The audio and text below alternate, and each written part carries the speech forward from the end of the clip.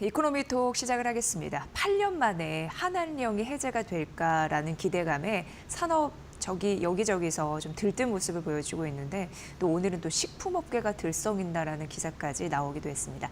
만약에 이제 빗장이 풀리면 회색이 돌 수 있는 산업은 어딜지 저희가 분석을 해드리도록 하겠습니다. 제 옆에 박주근 리더스 인덱스 대표 나와 계십니다. 대표님 어서 오세요. 네, 안녕하세요. 네, 이게 이제 8년 만입니다. 네. 모처럼 빗장이 풀릴 것으로 예상이 되면서 일찌감치 이런 섹터들이 뜨기도 했어요. 네. 이슈부터 좀 어떻게 보고 계시는지. 이건 우리나라의 호재이잖아요. 호재죠. 예. 중국이 왜 한한령을 해제할까에 대한 네. 이유를 조금 투자하신 분들은 이해하면 장기적으로 어떤 변수가 있을 때 이게 이렇게 작용하겠구나라는 걸 이해할 수 있을 것 같아서 먼저 설명을 드리면 중국이 한한령을 해제하는 건 두 개의 축이 있습니다. 네. 첫 번째는 시진핑 정부가 원래 아마 다음 주에 중국에 양해가 있죠. 그게 한 번 더 나올 것 같은데 2월 19일 CCTV에서 나온 보도 자료를 보면 중국이 외국 자본이 중국 상장회사에 장기적으로 투자하도록 하겠다는 일단 공표를 했습니다. 이게 2025년 외국인 투자 안정 행동 계획이라는 걸 이미 발표를 했는데 이게 한 축이 있고요. 지금 미국이 트럼프 2기 정부가 들어서면서 미중 갈등이 격해지고 있잖아요. 요거에 대항으로 한한령을 하는 것도 한 축이 있습니다. 이게 뭐냐면 중국이 지금까지는 국가의 과거에 마음에 들지 않는 국가에 대해서는 강압적으로 외교 전술을 이걸 뭐라 그러냐면 전랑 외교라고 그러냐. 늑대 외교라고 그러죠. 여기에서 중국이 약간 반감을 가지고 있더라도 유화로 펴자, 미소 외교로 바꾸는 전략을 이번에 폈어요. 이 두 개의 축으로 아마 하나는 있을 것 같은데, 8년 만이죠. 유념해야 될 것은 이 8년이라는 시간 동안 저도 이제 뭐 다른 여러 방송에서 한한령 해제에 대한 이슈를 한 2년에 한 번씩 계속 다룬 것 같아요. 네. 그런데 재밌는 건 한한령 이슈가 있을 때마다 사실은 스테레오그래피처럼 똑같은 메커니즘으로 접근합니다. 근데 이렇게 보면 8년 동안 상당히 많이 바뀌었습니다. 투자의 그 부분을 유념해야 된다. 그렇게 팁을 드리고 싶습니다.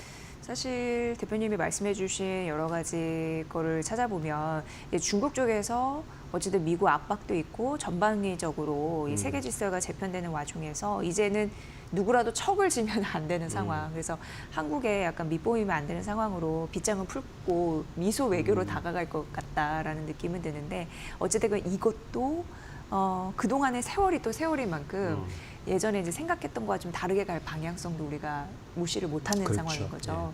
보셔야 될 것 같고 지금 증권사에서는 뭐 여러 가지 수혜주 이런 부분이 언급이 되지만 엔터주가 가장 큰 수혜를 받을 것이다라고 예상은 하고 있더라고요. 대표님은 어떻게 보시는지 궁금했습니다.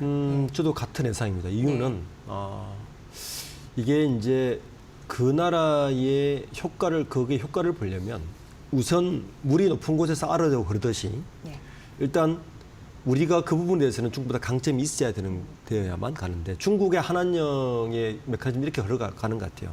일단 컬처, 엔터나 K-팝이나 아직까지 이 부분은 우리나라가 중국보다 앞서 있어요. 어쨌든 세계적으로. 그러다 보니까 K-컬처가 먼저 들어가고 엔터와 K-팝 같은 컬처가 들어가서 그의 후광으로 화장품이나 패션이나 이런 것들이 따라가고 그게 따라가면서 여행조가 뒤따라가고 이런 사이클을 그린단 말이에요. 그 중에서 저는 가장 강점이 있는 거 역시 엔터주다. 이 8년간의 이 사드 이후에 8년 동안 보면 우리가 오징어 게임부터 시작해서 그러니까 전 세계 OTT 서비스 덕분에 한국의 엔터 쪽이 훨씬 더 강화된 건 사실입니다. 근데 그게 오히려 이 8년 동안 우리나라가 더 강화된 부분이기 때문에 일단 한한령이 해제되면 엔터주가 저는 가장 시끄러워요. 또 하나 이유가 이미 그 중국 전체 K-팝 매출 수출 물량이 20%예요. 한한령이 있는데도 불구하고. 그러면 이제 한한령이 해제되면 앨범이요. 앨범 수출 물량은 당연히 가는 것이고 더 늘어나는 것이고 뭐가 가냐면은 이제 양국 문화 교류 때문에 월드 투어가 일어나겠죠. 월드 투어. 그러면 우리가 알고 있는 엔터주들이 수익이 높아질 가능성이 높다. 그래서 첫 번째는 저는 엔터주다라고 보고 있습니다. 그러니까 월드 투어에 중국이 포함된 원화 시장이 크기 때문에 거기에서 돈을 벌 수 있고 그리고 뭐 굿즈 판매도 될 거고 네. 따라오는 그러면은 거죠. 예, 우리의 그 스타들이 가서 광고도 다시 찍어서 제기가 될 가능성이 있고 이러면서 순차적으로 가장 큰 수혜로 볼 수 있는 섹터가 바로 엔터가 될 것이다. 이렇게 좀 생각해 볼 수 있을 것 같아요. 그리고 지금 방금 저희가 화면에서도 보여드렸다시피 이 콘텐츠 관련주들도 사실상 들썩였습니다. 넷플릭스 천하였던 그 시장을 그래서 그 우리가 뚫을 수 있는 여지가 많지는 않았었는데 네. 중국으로 넷플릭스는 안 가니까 우리가 그걸 또 선점할 가능성도 있어서 기대가 되는 부분이 있어요. 어떻게 보세요? 예. 이제 저는 OTT 서비스가 국내 시장에 들어오면서 우리가 과연 뭘 얻었느냐라고 네. 보면 국내의 엔터계들이 한 가지 분명한 교훈을 얻었습니다. 이게 뭐냐면 지적재산권 IP는 무조건 가져야 되는구나. 네. 이 부분을 가졌어요. 그리고 지금에 만드는 드라마라든지 이런 부분들은 OTT 서비스를 해주면서도 IP는 우리가 가지고 있는 것들이 많습니다. IP를 가지면 중국으로 가기가 수월합니다. 예.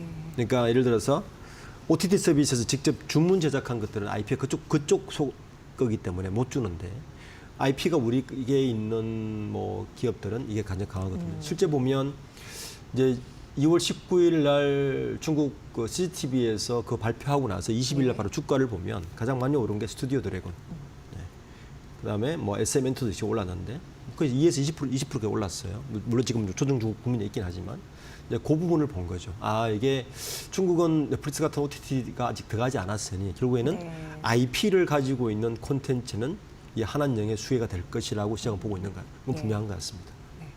그러니까 강력한 KIP를 갖고 있는 그런 관련 기업 잘 보셔야 될 것 같고 미디어 그런 쪽으로 훈풍을 받겠고 또 생각을 하셔야 될 것 같습니다. 그러니까 지난 20일에도 예. 보면 그 같은 엔터 K-팝 중에서도 보면 시장에서 굉장히 민감하게 반응한 게 IP를 가지고 있는 콘텐츠를 중앙하고 스튜디오 드래곤만 20% 이상 올랐어요. 20일 날. 확실히 그리고 차별화가 됐던 거죠. 그 경쟁력이 엔터주의 있으니까. YG 엔터와 디어유는 네. 10%대밖에 안 올랐어요. 네. 그럼 가장 낮게 오른 게 뭐냐면 게임하고 화장품이에요. 예. 이미 시장은 알고 있다는 거예요. 그러니까 같은 하나님이 올라도 돼도 8년 전과 지금은 완전히 달라졌다. 네. 지금 못 오른 섹터, 그러니까 상대적으로 게임과 화장품이다라고 말씀해 주셨는데 화장품은 한때는 대표적인 중국의 등을 업고 매출을 많이 올린 섹터 중에 하나였는데 이에 대해서는 약간 그러면 부정적으로 봐야 될까요? 그러니까 좋은 건 좋은 화장품이 거지만 상대적으로 분화됐어요. 예. 시장이 어떻게 바뀌었냐면 8년 전과 지금 뭐가 다르냐. 8년 전에는 아모레퍼시픽하고 LG생활건강이 대장주였죠. 대장주로 예. 실제 매출도 많이 일어났고 예.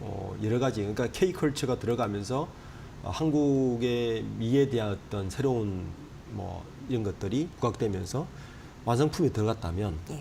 그 뒤에 8년간 어떤 일이 벌어졌느냐. 화장품 시장이 두 개로 분화됐습니다. 그러니까 색조 화장품 전문업체. 그러니까 팩업만 하는 전문업체. 네. 쪽은 여전히 살아남았어요. 또 하나 살아남은 곳이 있는데 그 8년 동안 중국 내수에 있는 화장품 업체들이 급성장을 했습니다. 우리나라도 그랬죠. 일본이나 뭐 시세이도나 미국 뭐 들어올 때 그렇게 했다가 네, 네. 이러다 보니까 이 색조 화장품이나 이렇게 아주 특정 부품, 특정 화장품에 대한 기업들은 사실 상장 안 한 기업들이 많아요. 그래서 시장에서 잘 모르는데 네. 그런 것들은 보통 납품을 하고 이렇게 하니까 이제 그나마 시장에 드러나는 곳들은 ODM 업체죠.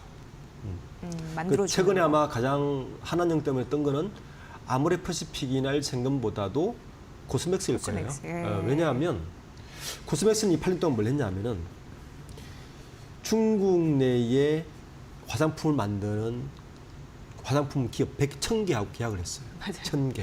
그래서 사실 한학령 해제되면은 가장 큰 수혜는 코스맥스가 받을 것이라고 네. 증권사에서 얘기한 바가 이미 왜냐하면 있었습니다. 시장이 그렇게 예. 바뀌었거든요. 예. 그러니까 중국의 제조 기술이 굉장히 빨리 발전하니까 이미 완성품인 아모레퍼시픽이나 생금보다는 내수에 뒷받침할 수 있는 중간재의 화장품 기업들이 뜰 수밖에 없는 구조로 예, 이미 가 예, 있다 보니까 예. 뭐 코스맥스나 한국 콜마를 보는 게 한한령의 더 화장품 쪽에서는 더 낫겠죠. 그러니까 뭔가 만들어주는 그러니까 ODM 뭐 바이오로 말하면 CDMO 막 요런 성격들 뭐 중국의 기업 1000여 개의 고객사를 보유하고 있다고 하니까 이거는 아무래도 호재일 겁니다. 하지만 넓은 틀에서 보면은 다 수혜를 받는 건 아니다. 화장품 섹터에서는 그렇죠. 네. 이렇게 알고 가시면 될 것 같고 화장품하고 자연스럽게 연결되는 섹터가 또 면세점 관련인데 네. 면세점은 그렇게 좋게는 안 보더라고요. 시각이. 네. 이유가 또 있을 것 같습니다. 예전에는 뭐 보따리상 때문에 수혜를 톡톡히 받았는데 요즘에 또 트렌드가 많이 바뀐 것 같더라고요. 소비 트렌드가 바뀌었죠. 예. 올리브영이 더 많이 갈걸요? 예. 다이소하고. 네, 맞아요. 그럴 겁니다. 우르르 가가지고 면세점 뭐 예. 울상이라고 그런 얘기도 자주 중국의 소비 패턴이 달라진 게 가장 예. 큰 이유. 예. 이게 실제 산mel회계법인에서 지난주에 보고서 하나를 냈죠. 그 보고서가 뭐냐면 예. 보릿고개를 넘는 K면세점이라고 보릿고개를 제목을 넘는, 붙였습니다. 예. 위기 진단과 지원이라는 이름으로 이 보고서를 냈는데 코로나 전에는 면세점의 매출의 70%가 중국 관광객에 만들어졌어요. 그런데 요 8년 사이에 중국 관광객의 소비 트렌드가 완전히 바뀌었습니다. 어떻게 바뀌었느냐? 예. 합리적인 소비층으로 바뀌었습니다.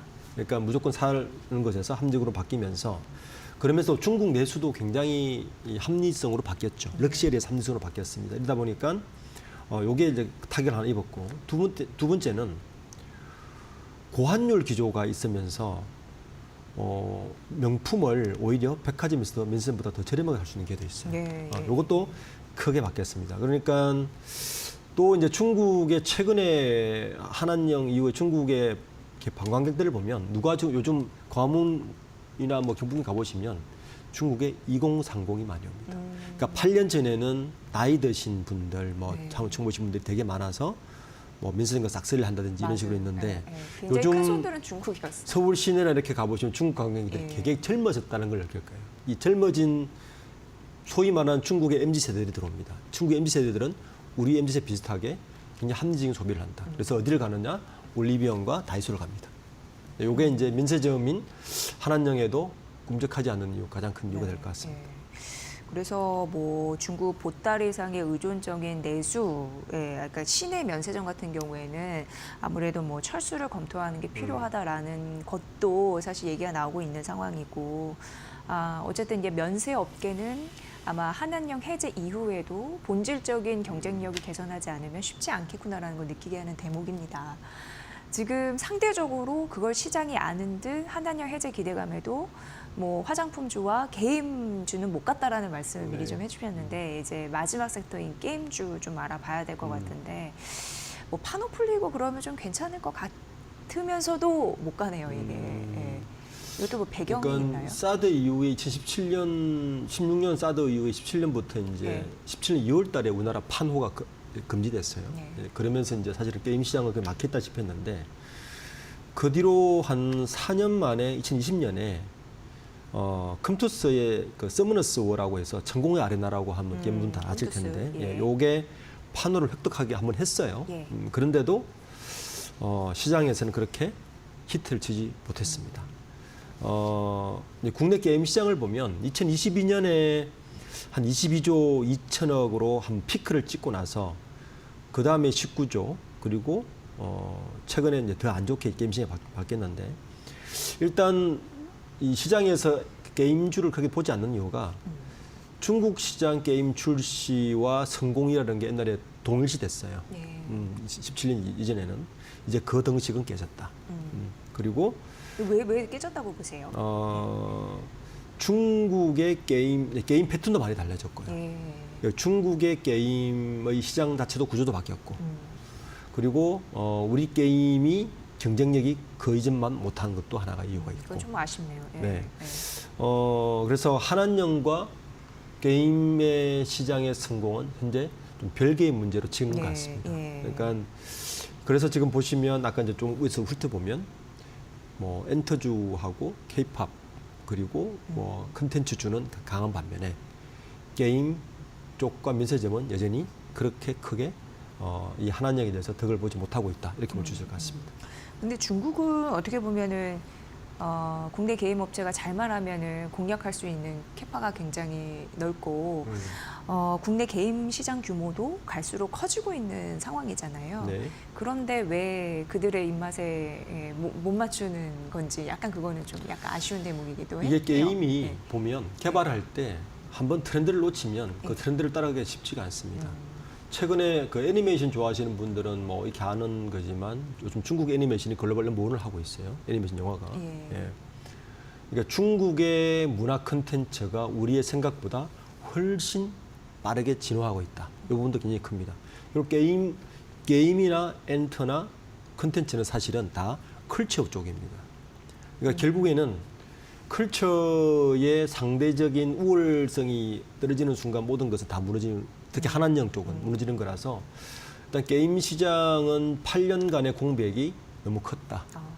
반면에 엔터주와 콘텐츠는 OTT의 유유분한 꾸준한 경쟁력이 회복되어 있는 상태였고 게임주는 중국에 대한 이 공백을 아직 메울 만한 따라가지 못하고 있다는 게 저는 주요 원인이라고 보고 있습니다. 네, 이런 거 보면은 산업이나 기업도 발빠르게 따라가야 되는 게 한 번 뭐 유저들의 심리나 아니면 트렌드를 놓치게 되면은 좀 장기간 불안을 겪게 되는 것 같아요. 그런 의미에서 예.